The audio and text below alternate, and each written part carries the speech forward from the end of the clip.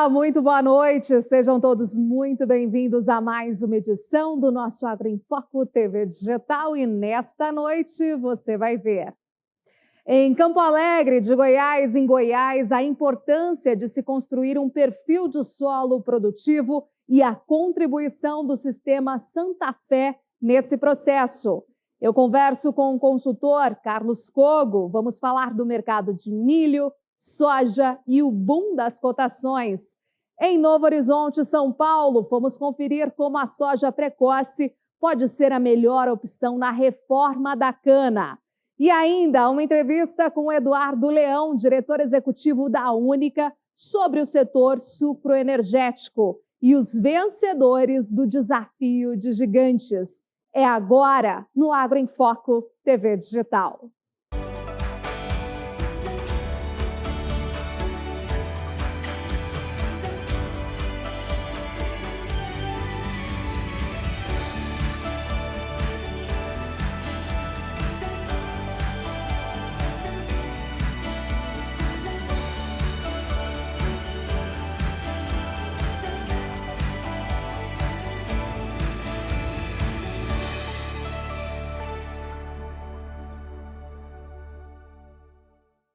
Como construir um perfil de solo produtivo? É o que a repórter Lara Leão foi conferir em Campo Alegre de Goiás.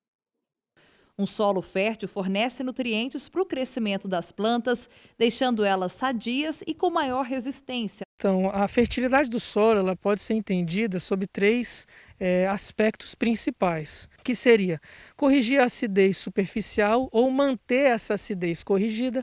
A gente tem hoje um desafio de manter com qualidade essa acidez corrigida através do uso de calcários. A segunda estratégia é corrigir a acidez na subsuperfície, porque o calcário ele só é capaz de corrigir numa determinada camada, mas um solo produtivo ele precisa ter todo um perfil de fertilidade construído. Isso envolve contornar as limitações abaixo da camada considerada arável de 20 centímetros, na realidade muito abaixo disso, a gente está falando de 60, 80, 1 metro de profundidade. E a gente tem estratégias, ferramentas para fazer isso.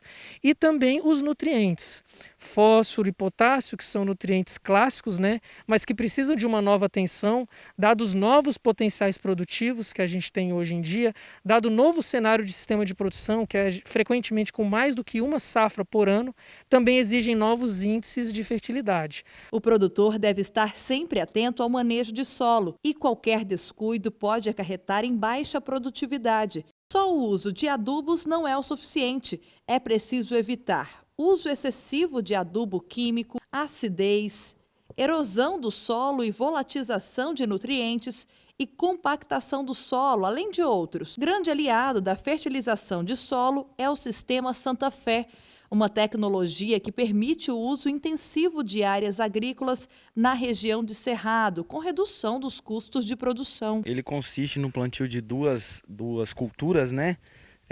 No mesmo sistema, consistindo na mesma adubação, né? O mesmo manejo, para que o produtor consiga no final o melhor custo-benefício dessa situação. No caso aqui é milho-verão, né? O milho-verão junto com a braquiária, que o produtor vem fazendo ano após ano, nesse caso aqui, onde a gente se encontra, com o benefício de melhorar as questões de fertilidade, de perfil com essa prática, e ao longo dos anos também a questão de melhor custo-benefício com o incremento da braquiária no sistema, né? As vantagens desse sistema de manejo consorciado são muitas. Nesse demonstrativo, podemos observar que as raízes do milho conseguem uma profundidade de mais ou menos 20 centímetros. Já as raízes da braquiária conseguem uma profundidade bem maior. Isso diminui a compactação do solo e melhora a absorção de água e nutrientes. Esse sistema também pode ser muito bem aproveitado na pecuária. Ou são pecuaristas também, que podem usar, após a colheita do milho, essas áreas como forma de pastejo, né? Colocar animais, né? Para estar fazendo essa criação desses animais nessas áreas, né? Porque não adianta só também jogar uma quantidade de animais acima do que se permite, né? Para essas áreas.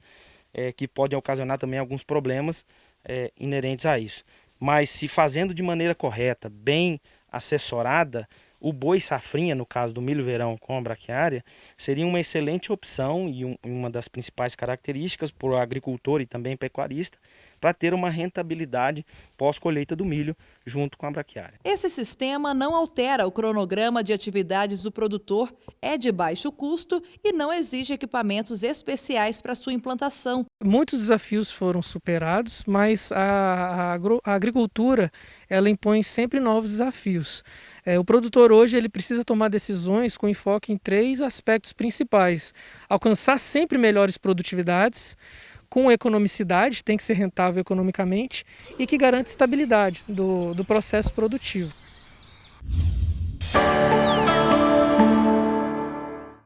O valor bruto da produção agropecuária para este ano pode chegar a 1 trilhão e 32 bilhões de reais, o que representa 12,1% de alta em relação a 2020. Apesar da questão climática, as lavouras podem gerar um aumento real de 15,4% e a pecuária um incremento de 5,4% em relação ao ano passado. Nas lavouras, os principais destaques são arroz, com aumento de 6%, cacau, de 6,9%, laranja, 7,2%, milho, 21,9%, soja, 30,1% e trigo, com 13,6%. Na pecuária, as contribuições positivas ao VBP são da carne bovina, carne de frango e leite. Os estados de Mato Grosso, Paraná, São Paulo, Rio Grande do Sul e Minas Gerais são os primeiros classificados no valor da produção. Juntos respondem por 62,6% do VBP total. As regiões Centro-Oeste, Sul e Sudeste representam 83,6% do valor da produção. As regiões Nordeste e Norte respondem por 15,1% do valor bruto da produção. O preço do milho está em alta há um mês de forma quase ininterrupta. O acumulado no período já é de quase 20%. Uma alta constante em plena colheita. Por que isso está acontecendo? Sobre as razões desse boom, dessa escalada de preços, tanto para o milho quanto para a soja e tendências também, eu converso agora com o consultor Carlos Cogo. Boa noite, Carlos Cogo. Seja muito bem-vindo aqui à nossa edição do Agro em Foco TV Digital. É um prazer recebê-lo. Boa noite, Renata. Boa noite a todos. A satisfação é toda nossa. Cogo, a minha primeira questão é justamente sobre o 6º levantamento da Conab, que saiu agora recentemente, semana passada, e nesse comparativo do quinto levantamento para agora, o que a gente teve, né? Uma alta aí de 4 milhões, é muito significativo quando a gente fala nos 272,3 milhões de toneladas. Isso, de certa forma, já era esperado pelo mercado ou foi uma surpresa positiva, né? Já que tivemos muitas e muitas variáveis climáticas, sobretudo nessa safra 2021. Perfeito, Renata. Como nós estamos vendo nesse gráfico que estamos colocando na tela, de certa forma não é surpresa. As consultorias, de modo geral, elas já vinham antecipando um número ao redor desses, de 273 milhões de toneladas. Realmente tivemos diversos percalços. Foi um ano de laninha, a temporada começou com uma estiagem no sul do Brasil, depois tivemos esse excesso de chuvas aí em todo o Brasil Central, no Paraná, Mato Grosso do Sul. Foram realmente um conjunto de adversidades que atrasou a colheita da soja, atrasou a implantação da segunda safra de milho, mas não impediu o país de quebrar um novo recorde de produção. E o que a tela nos mostra aí é que, muito além desse crescimento exponencial de produção, o Brasil está ancorando toda a sua expansão de produção em cima de tecnologia. A área aumenta muito pouco, né? Em 2 décadas, apenas 59%, e a produção cresceu 225%. E isso é um resultado de um grande aparato tecnológico aplicado pelo produtor brasileiro. Excelente, Kogo, você trazer e compartilhar essa tela, essa informação aqui com a gente. Agora, indo mais para as especificidades, né? Começamos então pelo milho agora. No milho, essa tendência, essa escalada de preço, né? Quais são, de fato, esses fundamentos que têm colocado, sim, o milho num patamar muito elevado, tanto no mercado nacional e internacional? A gente tem acompanhado aí esses preços recordes e lá fora também. Até onde, né? Até que ponto pode chegar esse valor, hein? Pois é, Renata. Recorrendo de novo à nossa arte visual aí, né? O que a gente vê, olhando um pouquinho para trás, lá no começo da pandemia, o milho estava cotado na Bolsa de Chicago em $3 por bushel. E hoje estamos aí no mês de março na casa de $5,50 por bushel, que é o maior patamar desde 2014. E isso gerou o que nós estamos vendo aqui. A valores deflacionados, o milho rompeu base São Paulo, a saca de 60 quilos, o patamar de R$90 a saca, ou seja, valores reais. Este é o segundo maior patamar da história. Por que isso? É uma combinação de fatores, né? Ou quando a gente pode falar que no milho e na soja é a mesma coisa, uma tempestade perfeita. Nós temos uma alta de cotações futuras, ancorada no aumento de demanda chinesa por milho, totalmente inesperado. Os chineses entraram no mercado de milho da mesma maneira que entraram na soja, de repente começaram a comprar volumes muito grandes, basicamente dos Estados Unidos, não importavam nada até 2 temporadas atrás e já estão importando na casa de 25 milhões de toneladas. Some-se a isso, a toda essa demanda aquecida em nível global, tivemos aqui quebra na safra de verão, o dólar em alta no mercado brasileiro, baixos estoques de passagem, boas exportações por parte do Brasil, boas exportações de carnes, né, onde o milho é um insumo fundamental. E a combinação está aí resultando num patamar muito elevado, em plena transição entre a colheita da primeira safra de verão e a aproximação da segunda safra. Nós estamos com esses preços aí que dá para dizer, como foi comentado, segundo maior patamar da história. E é evidente, né, Renata, que isso resulta numa margem ao produtor. Nós estamos vendo aqui agora, na próxima animação, é a maior margem que o milho deixa num cultivo de segunda safra. Então, olhando aqui para nível de cerrado, onde está concentrada a grande área de segunda safra no Brasil, a margem bruta, representada pelas barras azuis, é de 63% projetada para esse ano e já garantida, lembrando que nós já estamos com quase metade deste milho que ainda nem foi plantado, já comercializada. Essa margem já está garantida e é a maior margem da história, é a maior margem líquida e a maior margem bruta da história. Ou seja, o produtor vai somar uma renda alta no milho com uma renda alta na soja. Muito bom, Kogo. Você trouxe aqui para a nossa discussão 2 elementos que eu considero fundamentais. O primeiro deles é realmente, de fato, a entrada da China nesse mercado, nessa importação. Então, a gente pode aguardar, sim, uma boa expectativa e cenário ainda mais positivo para o Brasil. E o outro ponto é esse justamente, né, de comercialização antecipada. O que a gente tem acompanhado é que a cada safra a gente tem aí um número percentual bastante interessante dessa comercialização antecipada. Essas são 2 tendências que a gente já pode considerar aí para as próximas safras? Primeiro, é importante dizer que foi bastante incomum o que aconteceu esse ano, né? Nós entrarmos o ano com 60% da soja negociada, 42% da segunda safra de milho negociada. Fazendo um parêntese, Mato Grosso, que é o maior produtor de milho de segunda safra, está com mais de 80% da segunda safra de milho negociada desde o final do ano passado e início deste ano.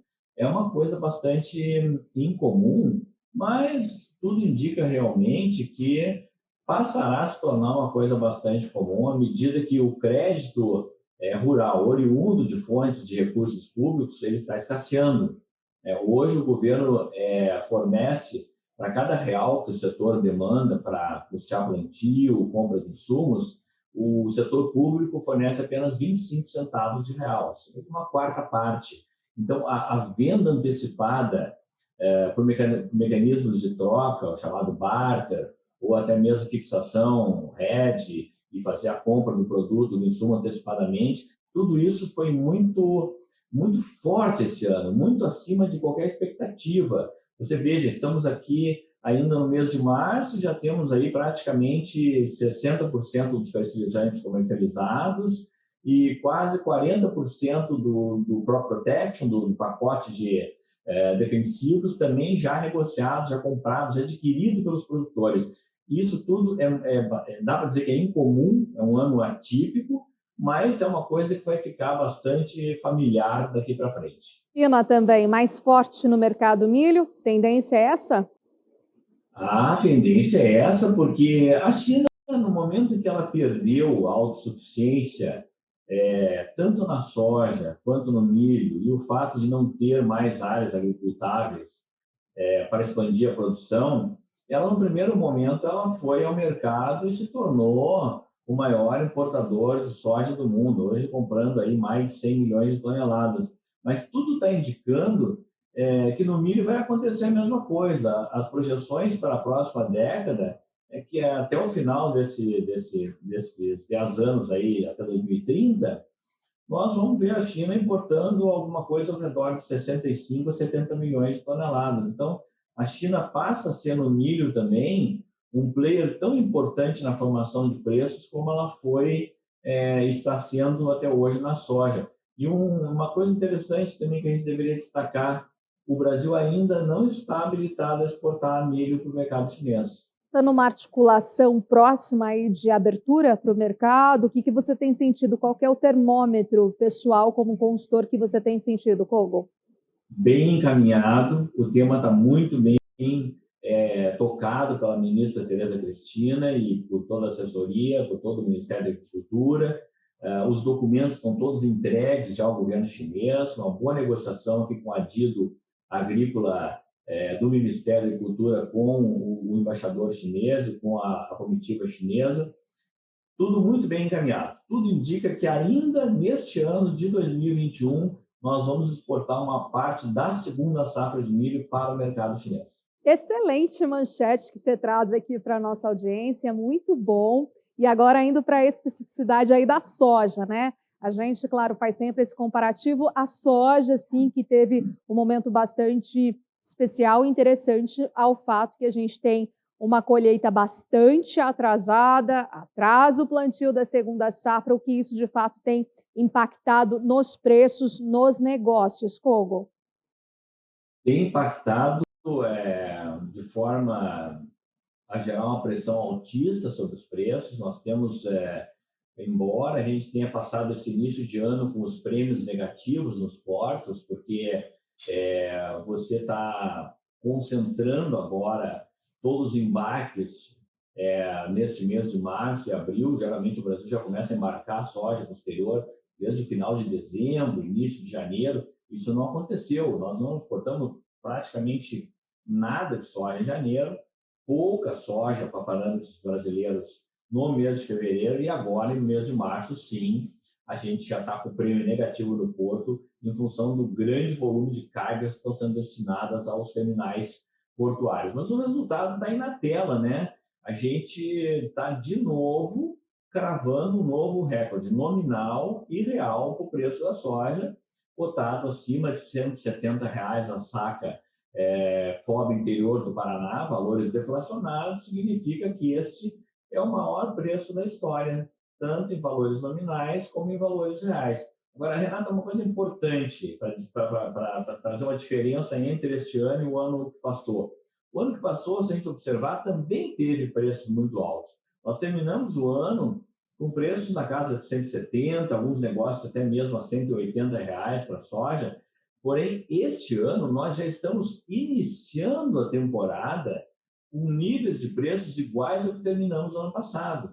Então, muitos produtores falaram, no ano passado eu não consegui capturar o preço de 170, 160, 180. Por quê? porque eu já tinha comercializado quase toda a soja e o preço só foi explodir nos últimos meses do ano. Esse ano é completamente diferente, o preço já está num patamar extremamente elevado desde o início do ano e deverá permanecer sustentado ao longo do ano, e a gente depois pode mostrar isso graficamente também. Isso é muito bom para você trazer para a gente, né, essa tendência, então, Kogo, sobre esses preços, né, se isso deve permanecer, deve continuar. Gostaria que você compartilhasse isso com a gente, que é muito importante para a nossa audiência. Sem dúvida. Um pouquinho antes, só também para fazer o mesmo comparativo, né? Também na soja temos um recorde de rentabilidade bruta, 65% de margem bruta ao produtor da região sul, é a maior margem da história. Para o produtor do Centro-Oeste a mesma coisa. E aqui uma projeção com base no câmbio futuro da B3 para o estado de Mato Grosso. Pegamos aqui como referência o médio norte de Mato Grosso. O que você vê? Se os Estados Unidos realmente confirmarem uma safra recorde, eles tiveram um incremento de 8,3% na área plantada nessa temporada 21-22, que começa agora em março, abril nos Estados Unidos, as cotações futuras elas estão indicando alguma coisa ao redor de $12 por bushel, contra os atuais $14 por bushel que tivemos nesse primeiro trimestre do ano. Agora, veja, o importante disso tudo é dizer que, ainda que isso tudo venha a se confirmar, que as cotações futuras de Chicago venham a declinar para um patamar um pouco mais baixo, esse patamar ainda será muito acima da média e ainda vai trazer para o produtor de Mato Grosso, lá em março e maio de 2022, entre 140 e 145 reais a saca. E se a gente olhar para o sul do Brasil, com a mesma paradigma de formação de preço, vamos estar lá em 2022 com preços entre 150 e 155 reais. Ou seja, além de um bom faturamento já garantido e assegurado para a temporada que está colhida agora, 2021, nós já temos todas as condições de assegurar preços elevados, já dando alargado o início das vendas futuras também para a temporada 21-22, que mantém, como todos estão vendo, cotações futuras em níveis muito elevados, que vão manter aquela rentabilidade mostrada há pouco tempo atrás, em patamares muito elevados. Isso é extremamente fundamental, né? Que o produtor ele consegue sim ficar atento ao mercado, se planejar, então isso é muito importante. Agora, Kogo, para a gente caminhando para o final aqui da nossa conversa, eu gostaria de falar sim da relação de troca, né? A questão do petróleo também a gente tem visto uma escalada aí muito forte dos preços e, claro, isso impacta, por exemplo, aqui no país, no setor sucroenergético, acaba puxando aí valores do etanol. E também o mais importante, né, a questão dos fertilizantes e insumos, essa relação de troca. O que a gente pode dizer? Ainda permanece favorável ao produtor, mesmo com essa elevação? Perfeito. A primeira surpresa foi essa recuperação tão rápida das cotações de petróleo. Como nós estamos vendo na imagem que está na tela, lá no início da pandemia, em abril do ano passado, o petróleo Brent ele chegou a cair abaixo de $20 o barril. E essa recuperação foi tão forte, chegamos agora no mês de março já encostando em $70 o barril, quando as projeções de consultorias que trabalham com energia imaginavam o petróleo chegando a $60 o barril no final de 2021. Essa recuperação do petróleo ela favorece as cotações do milho, através do etanol de milho, da soja, o biodiesel de soja, do algodão, porque uma fibra natural concorre com fibras sintéticas derivadas do petróleo, os biocombustíveis de modo geral, o etanol, amido, hidratado, o próprio açúcar indiretamente, como você falou, mas, claro, impacta no preço dos fertilizantes e defensivos. Agora, o que é importante? Os preços internacionais subiram em dólares, já estão em níveis pré-pandemia, como nós estamos mostrando aí, ou seja, a recuperação de preço das cotações das commodities é muito forte. Isso, somado à desvalorização do real, acabou sendo transferido para os preços também no mercado interno, a soja acumulando 91% de alta em 12 meses, o milho 56% em 12 meses, e aí você tem, então, a tal da relação de troca, né? Então, mesmo com a alta do petróleo, e esse petróleo influenciando na alta dos fertilizantes, na alta da crop protection, do pacote de defensivos, se um produtor fosse fazer uma fixação hoje, com base em março de 2022, que é essa simulação que está aí na tela, para o sul, sudeste do Brasil, ele ainda despenderia 5,9 sacas de soja para comprar o pacote de crop protection que ele necessita para a temporada 21-22.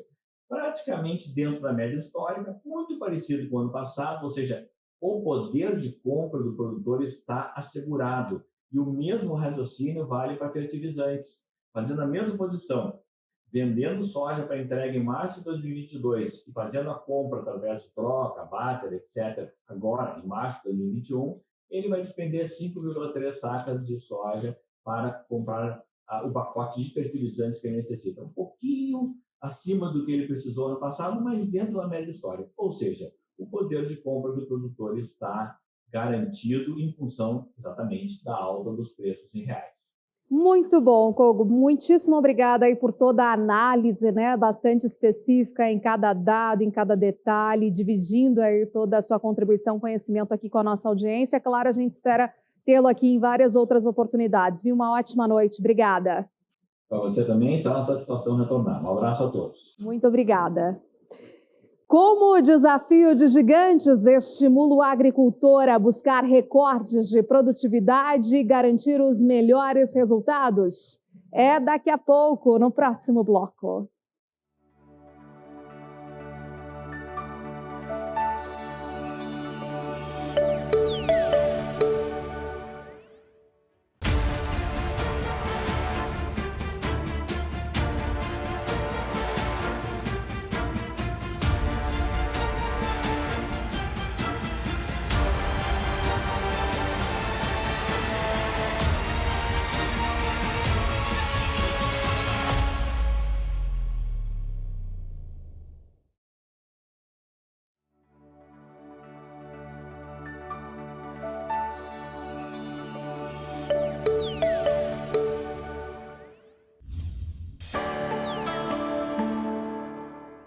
A produção brasileira de soja deve chegar a 134 milhões e 800 mil toneladas na safra 2021. A projeção é da ABIOV, a Associação Brasileira das Indústrias de Óleos Vegetais. Para a ABIOV, a safra recorde, em conjunto com as atualizações dos estoques, garante que haverá oferta suficiente para atender a crescente demanda pelos produtos do complexo soja, tanto no mercado interno como no externo. As projeções indicam ainda uma moagem de 47 milhões de toneladas e exportações de 84 milhões de toneladas. Também estão previstos aumento das exportações de farelo de soja para 17,1 milhões de toneladas e crescimento do consumo doméstico de óleo de soja para 9,2 milhões de toneladas. A colheita da soja avança 46%, mas a chuva ainda preocupa. O levantamento da AG Rural mostra que, no ano passado, o país tinha colhido 59% neste mesmo período. Em Mato Grosso, a colheita segue para a reta final em algumas regiões, mas o atraso no estado como um todo ainda é significativo. Além disso, o excesso de umidade continua prejudicando a qualidade dos grãos, especialmente no Médio Norte. No Rio Grande do Sul, que tem um calendário mais tardio e onde a colheita ainda está muito no início, a safra tem grande potencial, mas um maior volume de chuva seria bem-vindo nos próximos dias para a finalização do enchimento de grãos. A consultoria estima uma produção para a safra 2021 em 133 milhões de toneladas. Em relação ao milho, até agora, 74% da área estimada para o centro-sul do Brasil foi semeada, com bom avanço sobre os 54% de uma semana anterior, mas bem atrasada em relação ao ano passado, quando 89% da área estava plantada. Todo produtor quer ter o máximo de sucesso, certo? No campo, esse sucesso se mede hoje pela alta produtividade conquistada, o que garante elevados rendimentos. O repórter Randy Soares mostra agora como o desafio de gigantes estimula o produtor a buscar sempre os melhores e maiores resultados. Tão grande quanto a inspiração que o campo faz brotar da alma do agricultor é a motivação de querer produzir sempre mais. Daí nasceu o Desafio de Gigantes, um programa criado pela Pioneer para ajudar o produtor a extrair o melhor da alta tecnologia em sua linha de produtos associada ao manejo ideal. O Desafio de Gigantes é um concurso de produtividade criado pela Pioneer Sementes, onde os nossos representantes comerciais, nosso time técnico de agronomia, chega nas propriedades justamente para a gente conseguir elevar as produtividades nas fazendas. Então os produtores rurais acompanham toda essa área que é inscrita no Desafio de Gigantes para a gente conseguir sempre ir elevando gradativamente as produtividades. Os representantes comerciais, enquanto estão oferecendo assistência técnica, acabam atuando também como observadores. Eles sabem identificar os produtores rurais com a inclinação para aceitar os desafios. Nessa hora, eles fazem um convite para que a propriedade em potencial ingresse nessa competição, que, como o próprio nome explica, é um desafio para gigantes. O Moisés Bueno é um dos representantes comerciais com expertise para encontrar os talentos em campo e as áreas de maior potencial produtivo com nível de competição. São duas etapas, né? Nós temos áreas de irrigantes e não irrigantes, né? É um concurso a nível de Brasil, né? Segmentado também por regiões, por altitudes, né? E aqui, por exemplo, nós escolhemos a propriedade do senhor Hermano Vanás e Filhos, né? E participamos junto com eles na escolha do melhor talhão dentro da propriedade, com índices melhores de fertilidade, um histórico de culturas anteriores também com boas produtividades, né? E junto com eles nós queremos construir um novo patamar de produtividade, né? Para a região nossa aqui de Palmeira das Missões, né? E levar isso aí também para outros clientes nossos nessa região aqui, né? Principalmente em áreas irrigadas, né? Que é onde a gente consegue otimizar esses tetos produtivos a níveis antes inimagináveis, né? O Cristiano Vanás é membro da família, em contato direto com Moisés. Ser convidado a participar do Desafio de Gigantes foi uma resposta de superação a um período de imprevistos difíceis na lavoura. Aqui nessa mesma área, aqui em 2011, 12, nós tivemos um ano de muita seca aqui também. Aqui, aquele ano, essa mesma área aqui, acho que foi fechado 267 sacos. Esse aqui é um pivô de 80 hectares. E eu me lembro que naquele ano, nas bordaduras dos pivôs, nós estávamos colhendo 50 sacos por hectare. E dentro do pivô, 267 sacos. E quando começou a faltar água no rio, a gente começou a largar água na barragem. E isso permitiu que nós continuássemos, né, irrigando as áreas para atingir um alto potencial produtivo que a gente está conseguindo. E nas áreas de sequeiro também não é uma...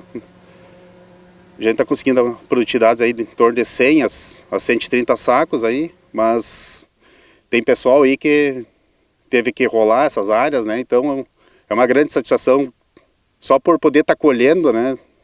Já é uma grande satisfação, num ano como esse, né? Que foi completamente desafiador, né? O Desafio de Gigantes está em pleno segundo ciclo, ou seja, o ciclo 2020-2021. Estamos agora no período de inscrições para a campanha Safrinha. Para maiores informações, consulte o seu representante comercial Pioneer. Eu poderia dizer que é uma questão de muito orgulho, muita satisfação, né? Conseguir produzir mais em menos área, né? Eu acho que isso para mim é um desafio pessoal, né?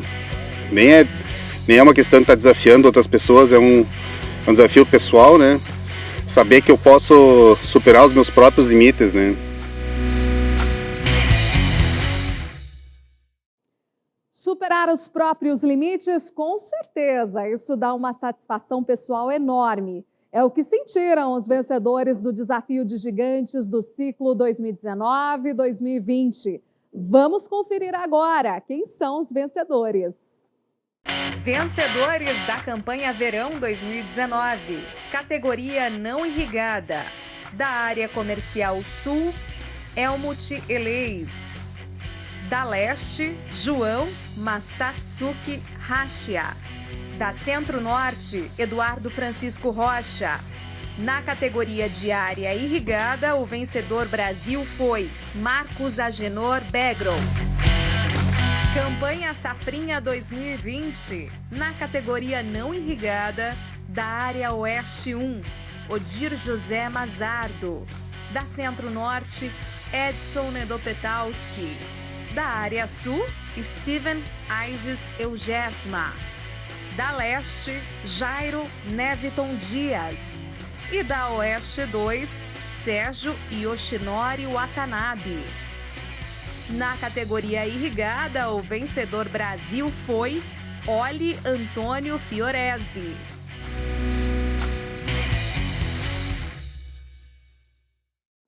A soja precoce como a melhor aliada para a renovação do canavial. É daqui a pouco no próximo bloco.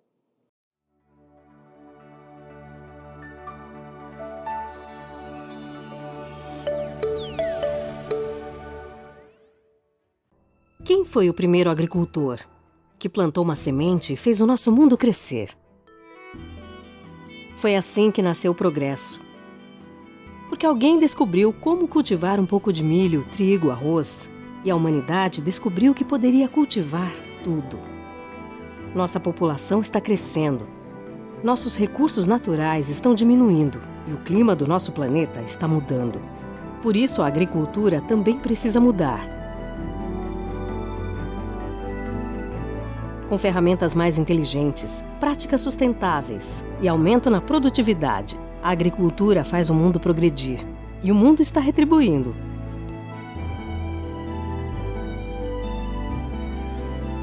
Nós somos a Corteva AgriScience, a próxima geração de agricultura para a próxima geração de agricultores.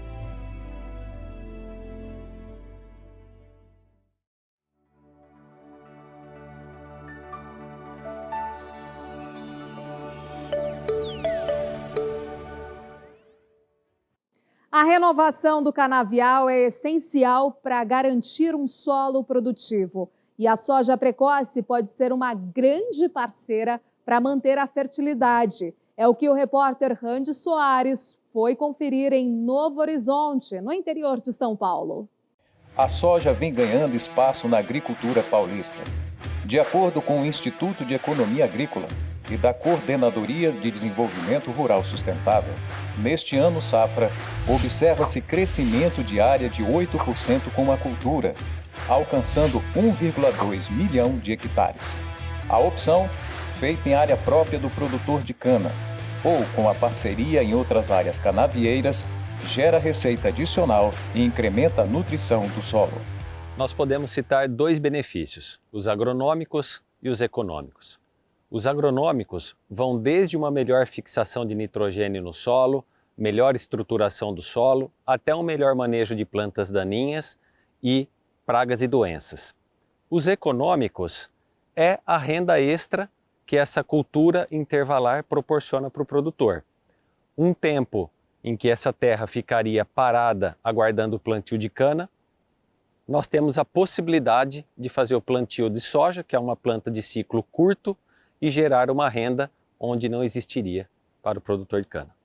A cultura da soja melhora a fertilidade do solo. Por isso, é uma das excelentes opções para a renovação do canavial. E para que seja viável e gere os resultados esperados, a associação das duas culturas exige conhecimento do ambiente de produção, onde será realizada a escolha correta das cultivares de soja. Com relação à escolha da cultivar de soja, e se tratando do ambiente de produção, nós temos que levar em conta que as áreas de reforma dos canaviais das usinas, que estão disponibilizando para os produtores, nós temos diversas fertilidades, né? Podemos ter desde um ambiente A, B, que seriam fertilidades melhores, até ambientes D, E, que são áreas mais empobrecidas. E se tratando dessa amplitude de ambientes de produção, a escolha da cultivar tem que ser assertiva. Por quê? Precisamos posicionar, colocar uma cultivar de soja que tenha uma defensividade tal que permita que a gente consiga explorar a produtividade, tanto num solo mais pobre quanto num solo mais fértil. Além de outros detalhes com relação principalmente à altura da inserção da vagem, a questão também de sanidade e a questão de tolerância às doenças fúngicas. A fazenda estiva do produtor rural William Semensato fica em Novo Horizonte, interior de São Paulo. O produtor conta como adotou esse sistema de rotação de cultura e quais foram as adaptações para a viabilização dessa técnica. O que viabilizou essa implantação foi a mudança do sistema nosso de colheita manual queimada e passou por uma estrutura onde passa a colher mecanicamente crua. Isso daí deixa uma palhada de resíduo após 5, 6, 7 cortes na terra. Com a palhada sobre o solo, nós temos uma retenção melhor de umidade na camada da onde a soja se encontra cultivada. Nós temos um ambiente mais favorável, uma oscilação térmica menor. Isso daí possibilita o melhor desenvolvimento da cultura, manter a umidade. Nós temos muito problema sério aqui com veranico. Esse sistema de palhada da cana diminui, mitiga esse efeito do veranico para nós. E com tudo isso daí faz com que nós tenhamos um sistema mais favorável para a soja. Esse é um sistema essencial para nós aqui para estar cultivando a soja na nossa região. Sem a palha nós não conseguimos ter a soja com altos rendimentos conforme a gente tem aqui nos últimos anos. William, e quais são as modificações no equipamento que são necessárias para o plantio nesse sistema? São necessárias algumas adequações para uma plantadeira normal estar plantando um sistema de palhada da cana. A palha da cana tem um volume de palha que chega a 15 a 20 toneladas por hectare de palha. Isso é um volume muito elevado, muito alto. Então, para isso, tem que ter um disco de corte diferenciado de uma plantadeira normal. Você fala aqui? Isso, esse disco de corte é diferenciado. A haste sulcadora também é diferenciada, ela é maior, mais prolongada. E a plantadeira em si, ela é mais elevada, para que possa haver um fluxo de palha dentro da plantadeira e não obstruir a passagem da plantadeira. A parceria do setor suco-energético com sojicultores também tem contribuído para o aumento da soja no estado e tem beneficiado ambas as partes. Além da sucessão na reforma da área, as culturas dividem espaço na lavoura através da meiose, prática de plantar uma linha de cana a cada intervalo médio de 16 metros de soja. Depois que a soja é colhida, são abertos sulcos com cerca de 40 centímetros de profundidade, onde são enterradas mudas da cana escolhida. O sistema de meiose ele já é utilizado há muitos anos.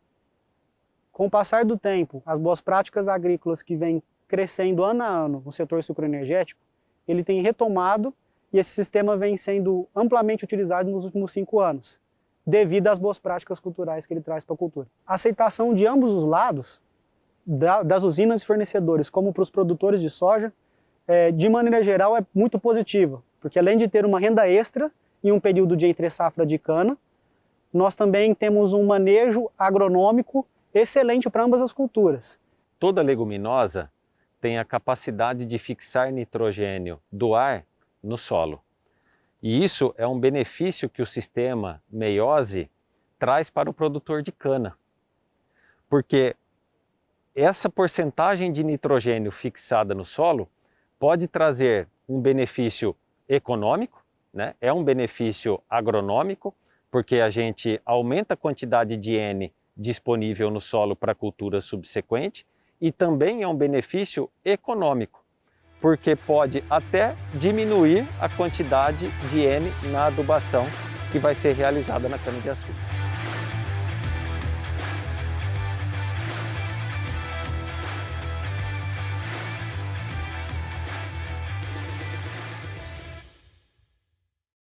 Bom, vamos continuar no tema da cana, porque agora eu vou conversar com Eduardo Leão, diretor executivo da Única, a União da Indústria da Cana-de-Açúcar. Vamos falar sim sobre tendências aí para o setor sucroenergético.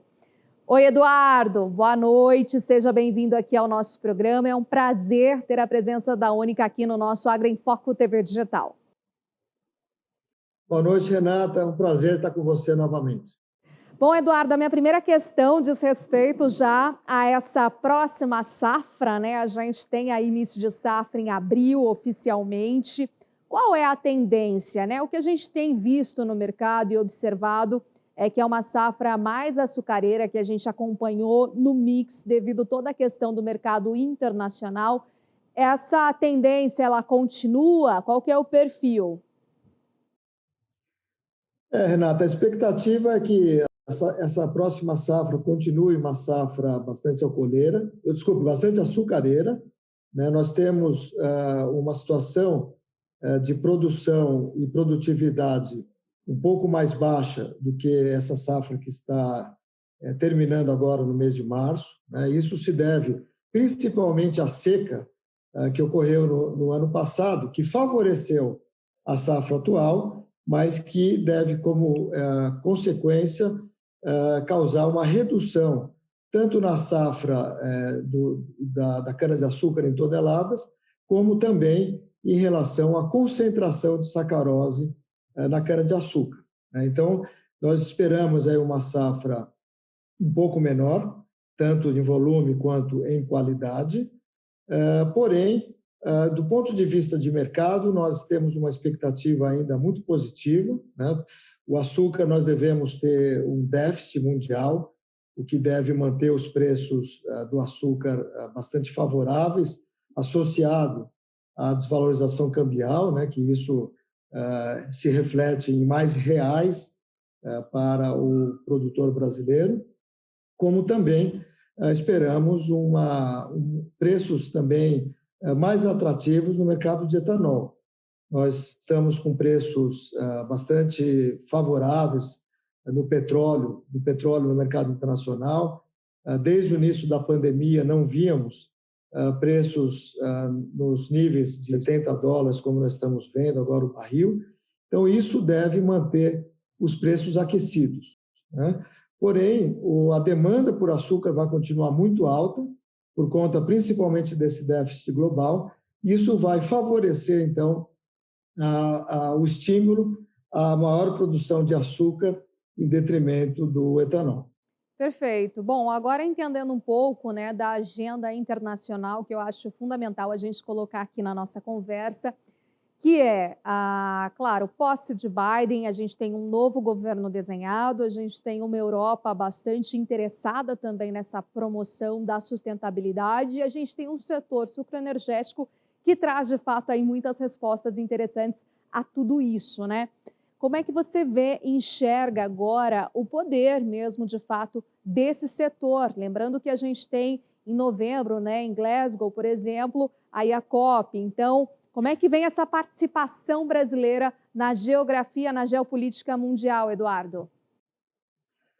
Não, perfeito, Renata. Eu acho que o Brasil está muito bem posicionado nessa agenda, né? Nós temos seguramente a volta das discussões sobre as mudanças climáticas para a agenda global.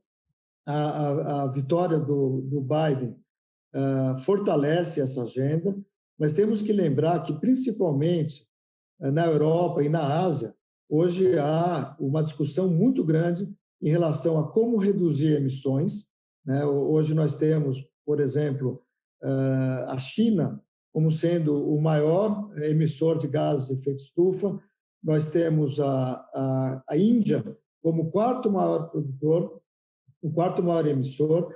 Então, há uma preocupação real em reduzir emissões, e lembrando que os transportes representam cerca de 25% a 30% dessas emissões. Então, é ali que se deve trabalhar para viabilizar a efetiva redução das emissões. E o etanol pode trazer uma contribuição fundamental, já que ele é capaz de reduzir em até 90% as emissões de CO2 quando comparado com a gasolina.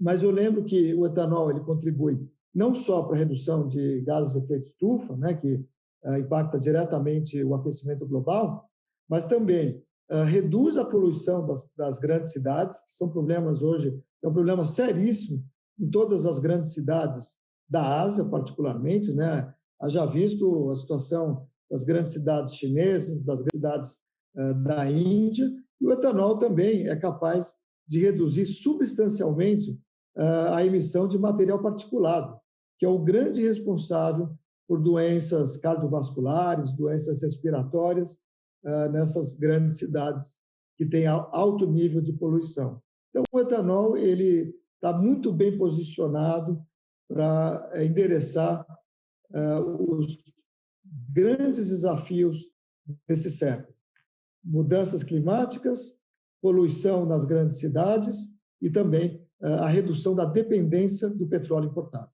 Muito bom. Você trouxe aqui para a nossa conversa a questão da Índia, por exemplo, que é um país onde você gosta muito de colocar ali dentro dos seus comentários, dos seus artigos, como é que a Índia vem se posicionando para mudar um pouco essa esfera e fazer e ter essa aliança também, de fato, mais forte com o Brasil. Como é que a Única tem ajudado e auxiliado nesse processo, Eduardo? Perfeito.